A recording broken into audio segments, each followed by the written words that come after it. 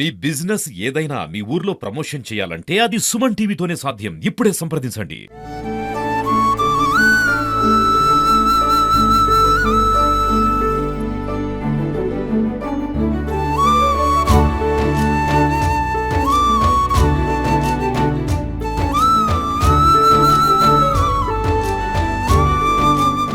Hi hello welcome to Suman TV. నేను మీ పవన్ని.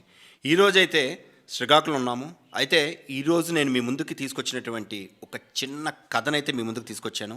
కథ ఏంటి అంటే, మనందరికీ తెలుసు, ఈరోజైతే మనకి శివరాత్రి అయితే రానున్నది. అంటే ప్రతి ఏడాది శివరాత్రి అనగానే అందరికీ పిల్లల నుంచి పెద్దల వరకు గుర్తొచ్చేది జాగారాలు. తరువాత ఆ శివుని యొక్క క్షేత్రంలో పూజలు. ఆడవాళ్ళందరికీ కూడాను ఎంతో భక్తి శ్రద్ధలతో పొద్దున్న పూట పూజ చేస్తూ రాత్రి జాగారాలు చేసి ఆ శివయ్యకి మొక్కు తీర్చుకోవడం అయితే ఆనవాయితీగా వస్తుంది. అటువంటి శివరాత్రికి సంబంధించినటువంటి ఒక చిన్న కథని, శ్రీకాకుళం యొక్క కథని మీ ముందుకు తీసుకొచ్చాను. అదేంటి అంటారా?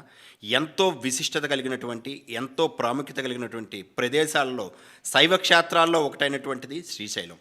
అటువంటి శ్రీశైల పుణ్యక్షేత్రానికి ఆ శివయ్యకి తలపాగా శ్రీకాకుళం నుంచే తయారవుతూ 100 సంవత్సరాల చరిత్ర కలిగినటువంటి ఈ కుటుంబము ప్రతి ఏడాది కూడా వాళ్ళ తాత తండ్రుల నుండి, ముత్తాతల నుంచి కూడాను ఆ శివయ్యకి తలపాగాని నేస్తూ స్వయంగా వాళ్ళ చేతుల మీదగానే వాళ్ళ స్వస్థలంలో శ్రీకాకుళం ఫాజులపేట అనేటువంటి గ్రామంలోని ఆ శివయ్యకి తలపాగాని నేసి అప్పట్లో కాలినడక ద్వారా ఇక్కడి నుంచి ఆ తలపాగని శ్రీశైలంకి అయితే సమర్పించడం అయితే చేశారంట.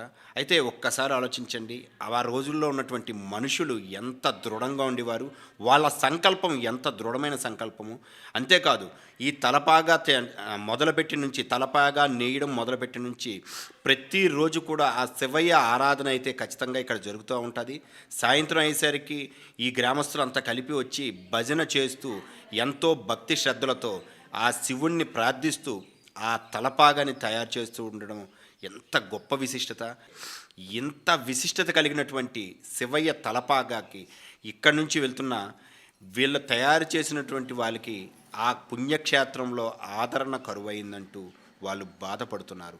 సో అంటే శివునికి ఎంతో ఇష్టమైనటువంటి తలపాగాని తయారు చేసి శివయ్య ఇష్టమైనటువంటి ఆ రోజు మనకి ఏదైతే మనం ఎంతో ప్రతిష్టాత్మకంగానూ నెరవేరుస్తున్నామో, మనం కార్యక్రమం చేస్తున్నామో, అటువంటి శివరాత్రి శివుడికి ఇష్టమైన రోజున ఆ శివుడికి మెచ్చిన తలపాగాని పట్టుకెళ్తున్న కుటుంబాలకు మాత్రం బాధను మిగులుస్తున్నటువంటి ఒక్కసారి ఆ క్షేత్ర పాలకులు అందరూ కూడా ఆలోచించాల్సిన విషయం.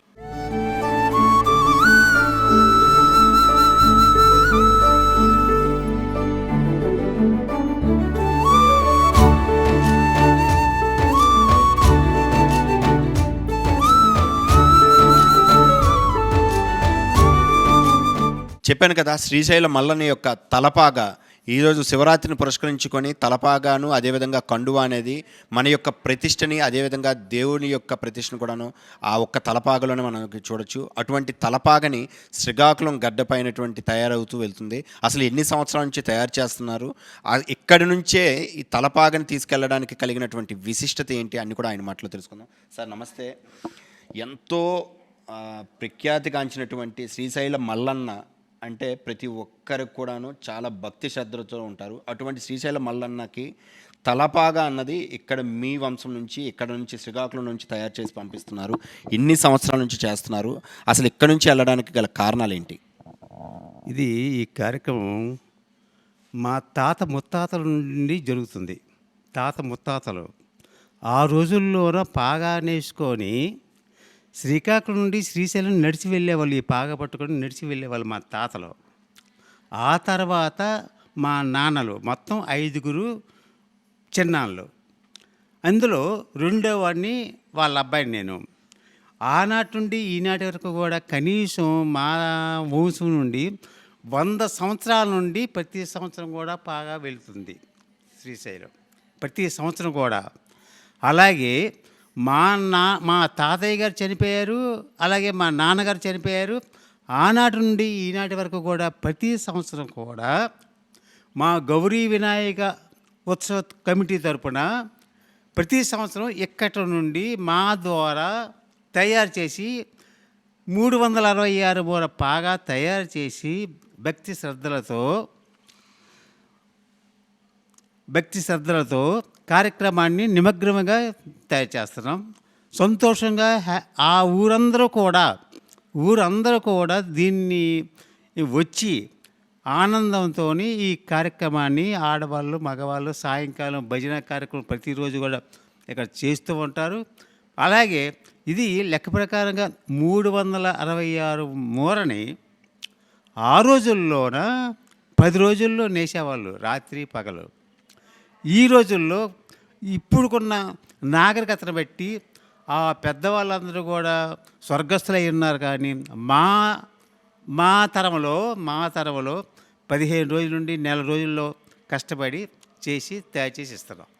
అయితే ఇప్పుడు ఇక్కడ నుంచి తలపాగా వెళ్తున్నప్పుడు అక్కడ దేవాలయం అంటే చాలా దేవాలయం అంటే ప్రదేశాల నుంచి ఎంతో ఖ్యాతి కలిగినటువంటి ప్రదేశాల నుంచి కూడా పట్టు వస్త్రాలు వెళ్తూ ఉంటాయి. ఇక్కడి నుంచే వెళ్ళడానికి గల విశిష్టత ఏంటి?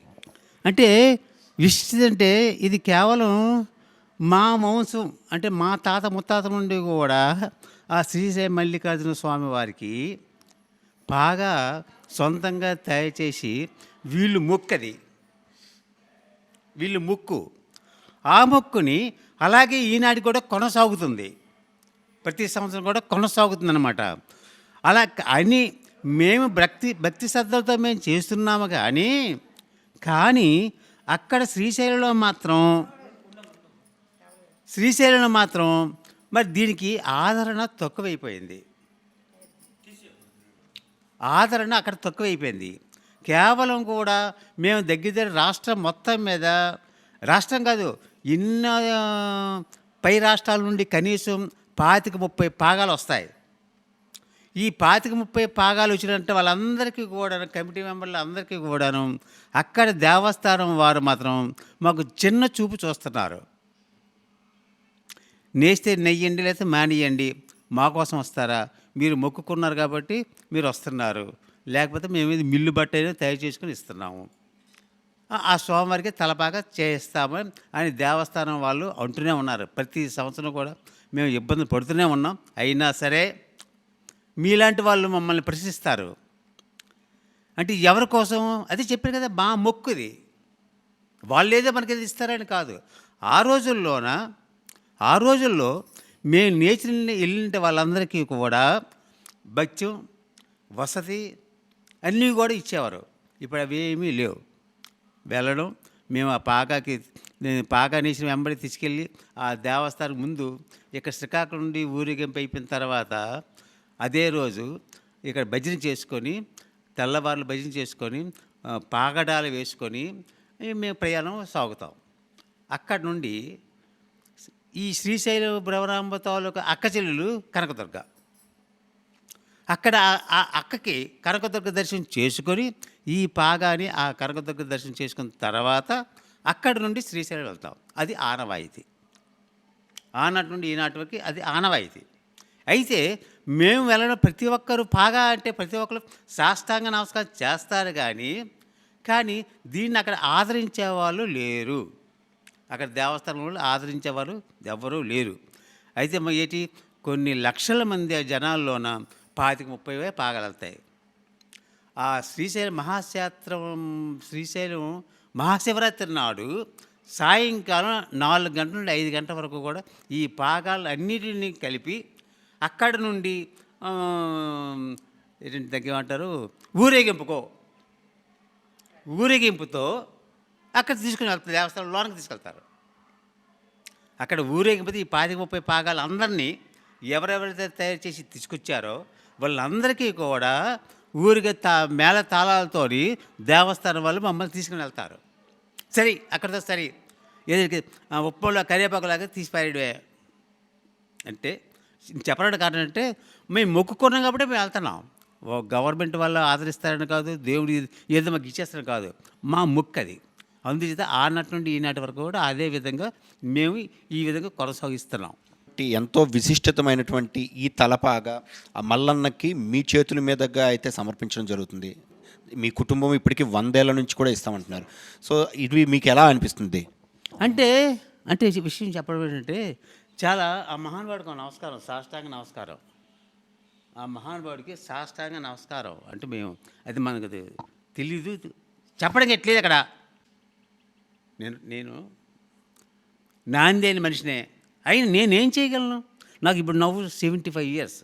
ఏం చేయగలను? అయితే ఆ భక్తి శ్రద్ధలతో మనం చేయగలుగుతున్నాం కాబట్టి ప్రతి ఒక్కరూ వెంకట్రావు వెంకట్రావు వెంకట్రావు అన్న భావంతో ఊరందరూ కూడా బయట నుండి వచ్చారు. మా ఊరు మొత్తం దేవాంగుల కుటుంబం అంతా కూడా 180 కుటుంబాలు అందరూ కూడా వచ్చి ఆదరించి నన్ను ఈ విధంగా ఆ మహాదేవుడి యొక్క ఈ వస్తువుని తయారు చేస్తున్నాం. అదే నమ్మకం, అదే మొక్కు, అదే శ్రీరామరక్ష, అదే ఆ మహాక్షేత్రానికి శ్రీశైల పూర్వం నుండి మాకు వస్తున్న ఆచరణ బట్టి మేము అదే విధంగా కొనసాగుతాం. అదేనండి మా ఎలబెల్పండి. అది మేము 100 సంవత్సరాల క్రితం నుంచి మా ముత్తాతల కానించి అప్పటి నుంచి చేస్తున్నారండి. ఇప్పటి వరకు మేము అలాగ అదే కొనసాగిస్తున్నాం. అది అందరి సహకారంతో, మేము ఒక్కలమే కాదు. ఆ దేవుడు మా ఎలవేలిపోయినందువల్ల మేమేమో ఇది కాదు, అందరూ సహకరిస్తారు. ఆ దేని మీదే ఇంతవరకు వెళ్తున్నాం సార్. అది ప్రతి సంవత్సరం వెళ్తాం స్వామి, ప్రతి సంవత్సరం వెళ్తాం.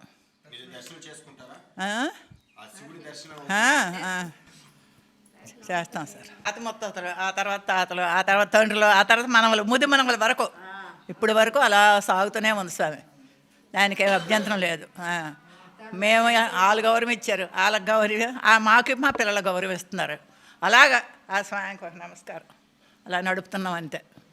ప్రతి సంవత్సరం కూడాను శ్రీశైలం మల్లన్నకి మా వీధి నుంచి మా వంతు అందరూ గ్రామస్తులందరూ కూడా మా కులం వారందరూ కూడాను నేస్తుంటారు స్వామి దయ వలన. ప్రతిరోజు భజన చేస్తూ ఈ కార్యక్రమం ఉదయం నుంచి రాత్రి వరకు కూడాను గ్రామస్తులందరి సహకారంతో ఈ నేత అనేది జరుగుతుందండి. శివరాత్రి 3 రోజులు ముందుగా ప్రయాణమై వెళ్తాము శ్రీశైలం. బాగా స్వామివారికి సమర్పించడం అయితే జరుగుతుంది ప్రతి ఏటా. సంతోషంగానే ఉందండి. ప్రతి సంవత్సరం కూడా వెళ్తున్నారు. అవకాశం ఉన్నంత వరకు మగవాళ్ళందరూ వెళ్తారండి. ఎప్పుడెప్పుడు ఆడవాళ్ళు కూడా వెళ్తున్నాం. శ్రీకాకుళం నుంచి తూతుకువారు మల్లన్న గారి కుటుంబం మేము బాగా నేస్తామండి. ఎప్పుడు కూడా నేస్తున్నప్పుడు చాలా చక్రంగా జరుగుతుంది. మా ఊరు మొత్తం బాగానే సాయం చేస్తారు. కానీ నిన్న ఒక్కరోజు మంచు అంటూ లేదండి. మేము కార్యక్రమం మొదలుపెట్టిన కాంచి సరే అయిన దాకా చాలా చక్కగా అందరూ సహకరించారు. బాగానే అయ్యింది. మేము మొగ్గానికి తెచ్చి తగిలించాం. మా అన్నయ్య గారు అయితే ఈ రాడ్ అనేది తీయవలేటప్పుడు గోతులో పడిపోయినా ఒక్క దెబ్బ తగలలేదండి. మాకు ఒక్కటే నమ్మకం, మాకు స్వామి రక్షిస్తారు. చూశారు కదా, శ్రీశైలం మల్లన్న ఈ తలపాగాని శ్రీకాకుళంలోనే అయితే ఫాజులపేట గ్రామం నుంచి అయితే వెళ్తుంది అనడానికి ఇక్కడ గ్రామస్తులంతా కూడా ఎంతో భక్తి శ్రద్ధలతో ఆ కార్యక్రమాన్ని మొదలుపెట్టినప్పుడు భోజన కార్యక్రమాలు చేస్తూ మొత్తం ఈ గ్రామస్తులంతా కూడాను ఇది వాళ్ళ సొంత ఊరి పండగగాను తలుచుకుంటూ గ్రామస్తులు అందరూ కూడాను భోజనాలు పెట్టుకుంటూ అదేవిధంగా ప్రతిరోజు కూడాను ఇక్కడ ఉన్నటువంటి అందరూ కూడా సభ్యులందరూ కూడాను వచ్చి ఆ మగ్గం నేర్చిన తర్వాత ఆ శివయ్యకి భజన చేస్తూ స్మరిస్తూ రాత్రిపూట భజన చేసుకుంటూ సుమారు 1 నెల రోజుల పాటు అసలు ఎక్కడా కూడా అలు పెరగకుండాను నిరంతరంగాను కృషి చేస్తూ ఆ తలపాగానైతే తయారు చేస్తూ 100 సంవత్సరాల నుంచి కూడా ఆ కుటుంబాలు అయితే వాళ్ళ వంశపారపర్యంగా కూడాను తాత ముత్తాతల ద్వారా కూడాను ఆ శివయ్యకి తలపాగను సమర్పించడం వారి యొక్క మొక్కు ఆనవాయితీగాను అయితే పెట్టుకున్నారు. అటువంటి గొప్ప క్షేత్రానికి ఈ గడ్డపై నుంచి అయితే తలపాగా వెళ్ళడం అంటూ మాకు ఎంతో ఆనందం అంటూ కూడాను గ్రామస్తులు అయితే ఆనందాన్ని వ్యక్తం చేస్తున్నారు. Thank you, Suman TV.